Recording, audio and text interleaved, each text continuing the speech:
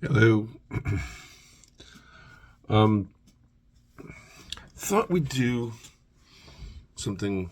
I was going to say a little bit different, but it's really one of the main reasons I started recording videos.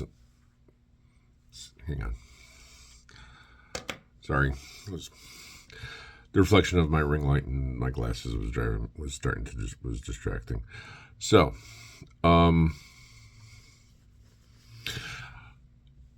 when I started this channel, the main reason that I did it was mostly because I wanted to be able to have some place where I could talk about the books, where I could promote them a bit, talk about them, get some feedback if anybody wants to give some feedback. So that's what I thought I'd do today, starting with the most recent book, My Soul to Keep.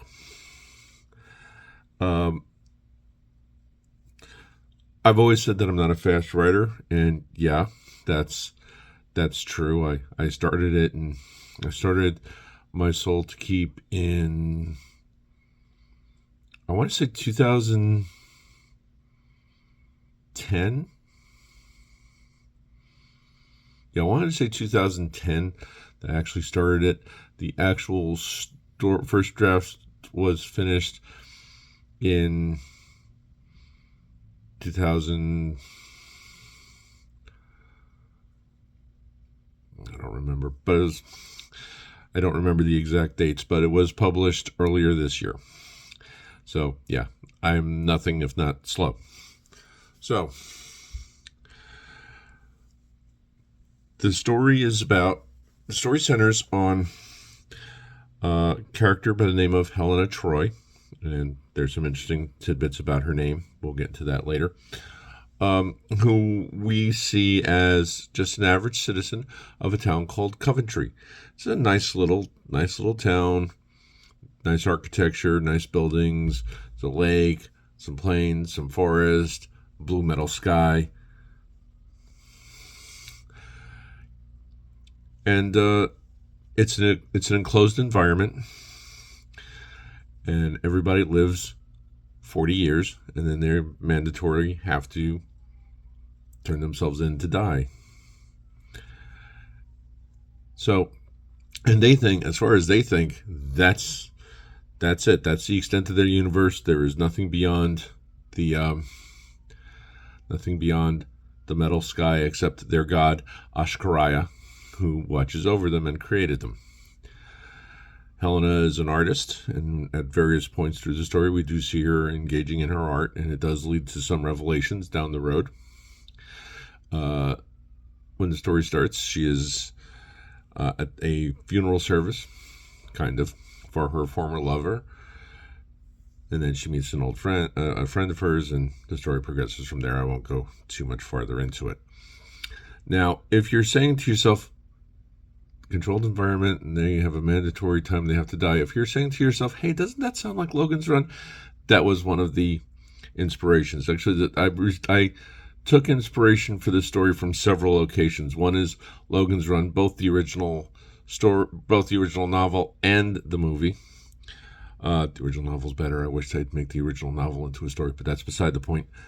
Into a movie, I mean, but they'd probably still screw it up. So we'll just move on. Also, I took some inspiration from the movie Dark City with Rufus Seward, I believe, Jennifer Connelly and Kiefer Sutherland. Took some inspiration from that as well. The story had a very long gestation period before it even started, especially Helena, because her name wasn't Helena when the story started. Her name was Jessica. It was Jessica Troy. When the story began, and it just started with a scene in my mind of a woman at a funeral, looking, at a funeral, thinking, I know the person that is in this, that the funeral is for, but I have no idea. I've never met them before. And that was the point where it grew from there. It was she finds out that her world is not what she thinks it is, which is still basically the story of My Soul to Keep.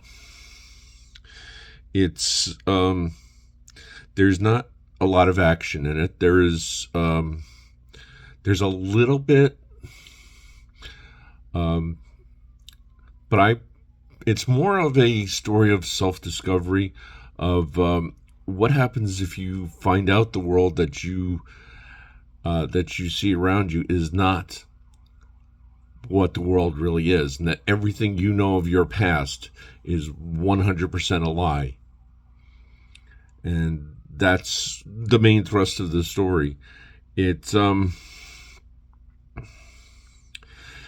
more personal story.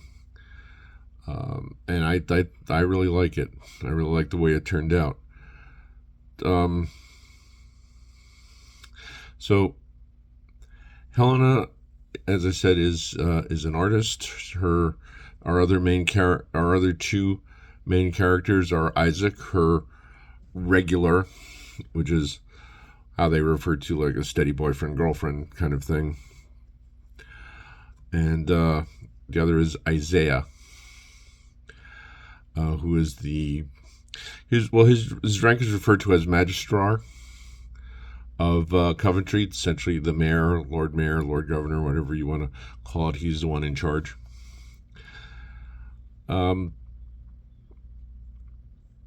And forgive me, I'm doing this off the top of my head like I do all my videos. Anyway, and the story follows Helena from those first few hints that maybe something might be going on, to the full-on resolution of the story, which might be able to foresee coming, but still told the best story I could. Anyway, it also introduces a, well, I can't really say introduces. There's an alien race that's behind the whole thing called a Tralamophon. And if anybody has read Not My Soul to Keep, Upon a Far Distant Shore, that was actually the first story, the first book to mention the Tralamophon and their incessant drive to learn. All they care about is the acquisition of knowledge. They're kind of like V'ger, existing just to learn things. And considering that there is a multiverse, yeah, there's a lot of places that they can go to learn. And so you could think in a way of Upon a Far Distant Shore being the start of the quote-unquote Tralamophon cycle. Book 13. Yeah, 13. The Fast Fading Light is part of that also. Then there's a story titled Stick Figures in the Snow that I'm still trying to figure out what I want to do with. That takes place with them also. And then there's My Soul to Keep, which technically ends the Tralamophon cycle, if you will, as of right now. They'll pop up again in other stories, so they're not gone, but they may not be the major antagonist, the major adversary going forward. We don't really see a lot of them in My Soul to Keep. They're more in the background. They do pop up once in a while, but they're mostly referred to mostly referred to as acting off screen. There are some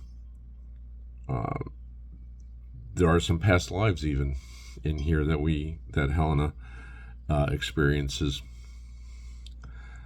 as someone else's memories start coming into Helena's mind. Now, an interesting thing about Helena's name, I don't like repeating last names because I don't want somebody, if I've got two people, they're 10 centuries, they're centuries apart in time. Yeah, one might be the descendant of the other, but chances are ours just got lazy or wasn't paying attention. That's kind of what happened with Helena. I gave her the name Helena Troy because I like the sound of it. That's how I pick character names.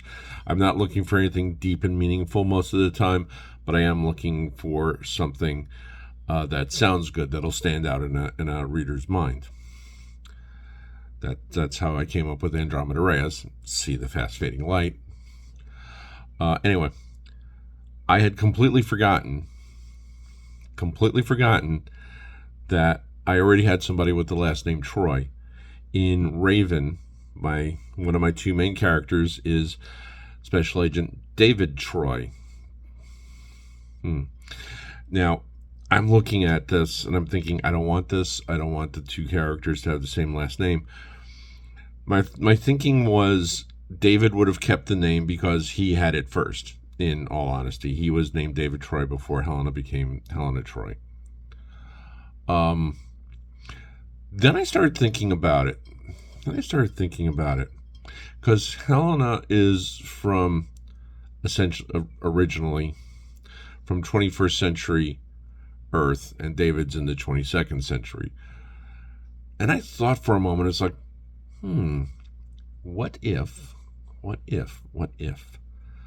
Now, if you've read Raven, there's a scene in there where David and another character, or Lisa, is driving back to the house where most of the story is set.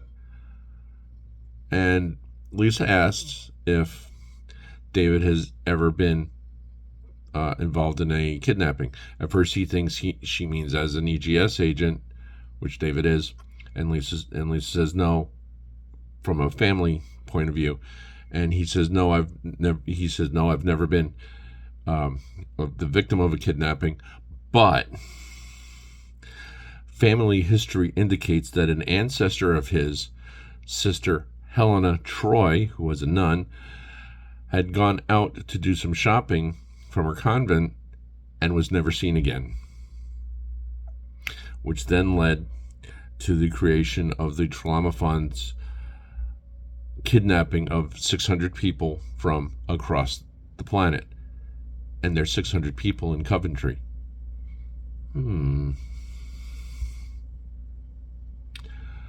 So that's about it. That's just I just wanted to give a brief talk about my Soul to Keep. I'll be working backwards through the books, so the next one of these that I do will be Wanderer. I should probably sit farther back from the phone also, but that's beside the point. The next one will be Wanderer. Since I don't plan these out in advance, I have no idea what the next video is going to be, if it'll be about inks or pens. I do plan to pick up at least one or two pens for Christmas, so I might just hold off on pen videos until then, and just maybe talk about a couple of the books going forward until after the holidays, when I have the pens in hand and can start talking about those. Aside from that, though, just a little catch up. I'm focusing on mostly on Spiritus Mundi and Under the Dark of the Moon. I can finally see the end of Under the Dark of the Moon on the horizon. I've only been working on it since 2008, so I think it's about time that we start to bring that one to a close. But yes, that's what we're doing right now. I've been very tired of late, so that's one of the reasons why it's been so long since the last video, and I'm sorry about that. But I've been tired lately. Just doesn't matter how much sleep I get. It doesn't matter doesn't matter how much caffeine I take in. I cannot get any rest. I mean, even for work, there are days when I slept when I stayed in bed right up to the last minute. Fortunately, I work from home. My computer's set up right over there in the dining room, so it's not it's not bad. It's not like I have to actually drive to an office or anything. But still, I'd really like to figure out what's behind this, because there's nothing I like less than tossing and turning through the night for a couple hours, then managing to fall asleep. It's just all right. So yeah, so that's it. That's it for now. Thank you for listening. I saw I'm up to 74 subscribers. Thank you. I appreciate every one of you. I really do. I'm also thinking about setting up a Patreon, although how that would work for a writer, I'm still looking into. So I'm not certain how that's going to go forward, but we're still looking into things and trying to find the best way to keep things going. So yeah, so that's it for now. Again, thank you for watching. I'll have a link to the books down at the bottom, and if you do buy a book, please make sure you go back and leave a review, good, bad, or indifferent. It all helps. And so that's about it for now. And thanks for watching. Thanks for listening. Thanks for sticking with me. And remember, we are each of us the heroes of our own stories and the villains of someone else's. This is the way. Bye.